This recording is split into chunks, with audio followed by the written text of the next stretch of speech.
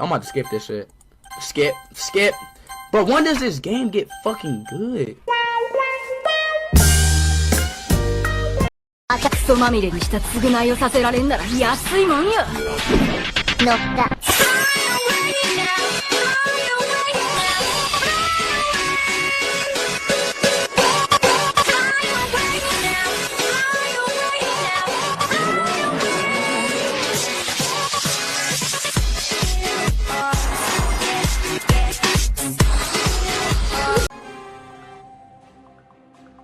I used to date my best friend in high school. Not in a gay way, of course. And he had a twin. Let's call them Larry and Lori, to avoid doxing them. We used to spend most of our time together. Me, Larry, and Lori. Almost every after-school date, every cinema date, every bowling date. We were like triplets. But most of the time, we'd hang out at their place after school. Now, the brain works like a train of emotions. It links emotions with places, voices, and touches.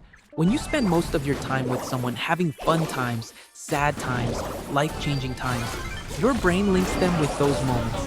Like when you do well on a test and your bro pats you on the back to congratulate you, your brain links being patted with feeling happy. Or when you beat your brother in Mario Kart and your shoulders touch, your brain starts linking your brother's touch with happiness. That's not gay at all. That's just how the brain works. Even though they were twins, they were completely different people. Larry was more extroverted. Lori was more introverted. Larry was a crazy volleyball player, and Lori was a total nerd. But they had something in common. Both had hair like silk, eyes like a donkey, soft skin, and even softer lips. I am not gay. That's just how they were. But we weren't always together.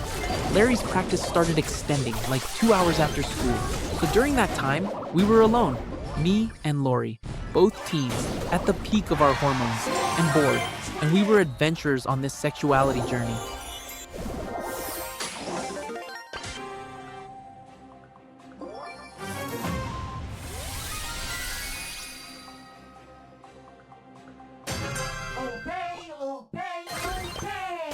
Prophet Muhammad? Allah is on our side, guys. Wait, what is he doing? Is he praying in the corner? You do you, Prophet. That reminds me of the time Islam made me gay. I had very religious parents in a small, closed-down town. Your little boy kisser didn't know anything at the time, other than what his parents taught him. He was the best boy in town, perfect scores, learned to read at age 4. But what did my parents make me read, you ask? The Quran, of course, and they made it my life's mission. I memorized the whole book because I was a good boy. Scholars used me as a show puppet. Everybody was petting my head, giving me treats, just because I could read something. But one day, I did what I shouldn't have done. At that time, in my head, sexuality wasn't really a thing. It was like, there are people I like, there are people I love, and there are people I can't live without. And being in a relationship was like playing house or something. I had girlfriends, we held hands, touched lips, but it felt like a forced act of nature. Then, I read Surah Al-A'raf. It was about how boys shouldn't kiss each other. And I had my eureka moment. What do you mean? Boys shouldn't kiss each other. Does that mean they can? Boys are kissable? Yeah, it's a big no-no. Whatever. You can kiss boys. The next day, I kissed my crush, Khan. My good boy days were over. I got shamed for kissing boys. Every teacher had something to say. My father beat me until my teeth fell out. But I was happy. My father never accepted me after that day. Super rare.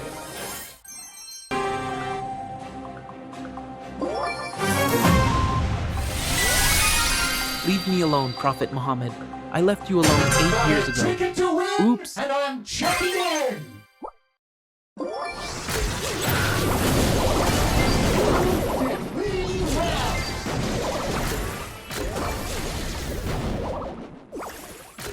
Larry didn't know that we were having gay fun, of course, but he started acting jealous.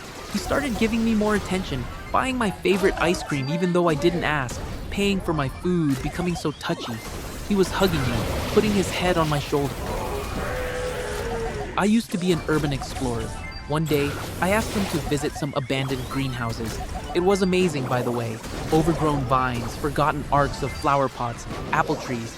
I took a bunch of photos and we sat on the roof watching the sunset. And soon, urban exploring became exploring our bodies. I was dating both twins at the same time, and neither wanted the other to find out. Because where I live, it's okay to stone someone to death just for kissing boys. But one day, Larry didn't go to practice. He came home early, and we were in the middle of something. Me and Lori. You should have seen his face. It was like he knew all along. Our poly relationship lasted about a year, until I got clucker trained.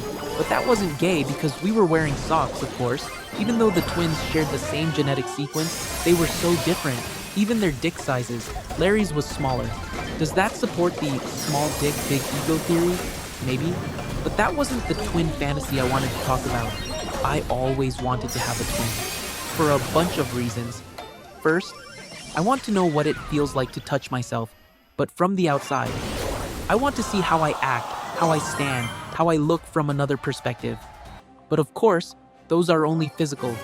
The other thing is, it could be nice to have someone who truly understands what it feels like to be in the same body, to live a similar life, to have the same parents. Long story short, someone who could understand you more. But that's not how it works, is it? Humanity is cursed with this. Nobody can fully understand another person. Our best building block is words, and they lose so much meaning even before they leave your mouth. I don't want a twin. I want someone to understand myself because I am unable to. Maybe I can comfort my loneliness this way.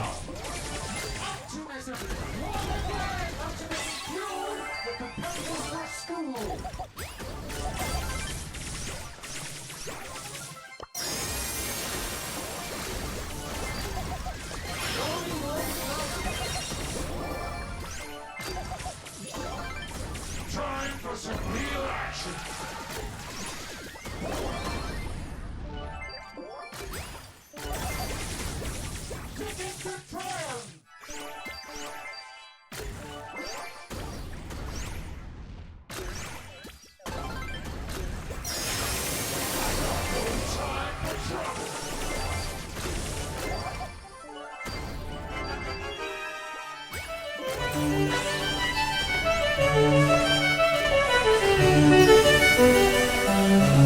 Hey kids, welcome to History of Life on Earth, that we know of. We're going to start with the Cambrian period. The Cambrian period, spanning from approximately 541 to 485 million years ago, marks one of the most profound chapters in Earth's history, a time when the planet's biosphere underwent a radical transformation that set the stage for complex life as we know it.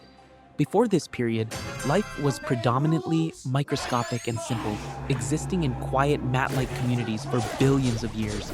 The Cambrian shattered that tranquil pace with an event of unprecedented biological creativity known as the Cambrian explosion. Over a relatively brief geological interval of perhaps 20 to 25 million years, the fossil record erupts with the sudden appearance of nearly every major animal body plan, or phylum, that exists today. This was not merely an increase in diversity, but the forging of life's fundamental architectural blueprints, establishing the basic legacies of segmented bodies, jointed limbs, hard shells, and the essential ecological theater of predator and prey.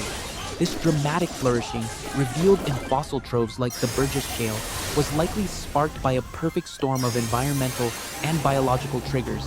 Rising oxygen levels that could sustain high-energy metabolism, shifts in ocean chemistry that allowed animals to extract minerals for the first skeletons and shells, and the evolutionary innovation of vision itself. Within this turbulent, experimental world of the Cambrian seas, no single creature so vividly embodies its alien nature and evolutionary significance as Anomalocaris, the abnormal shrimp. What the fuck is this thing? I'm an Anomalocaris. What do you do? I do my best.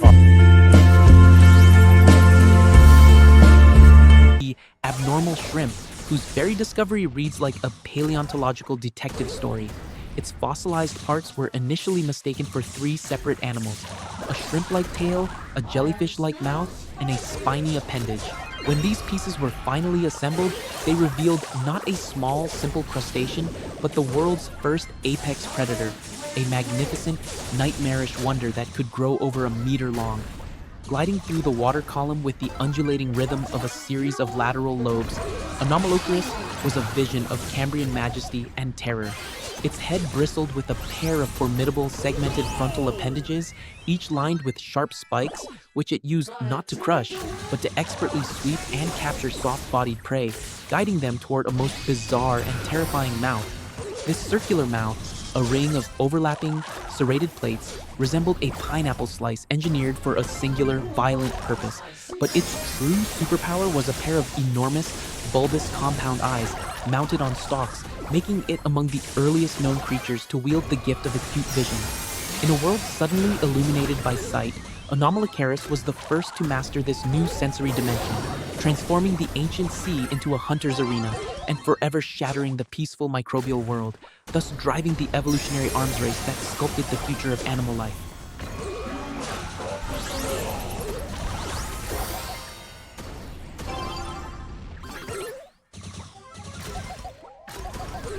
That's it from me, kids. Have fun kissing boys. See you guys next time.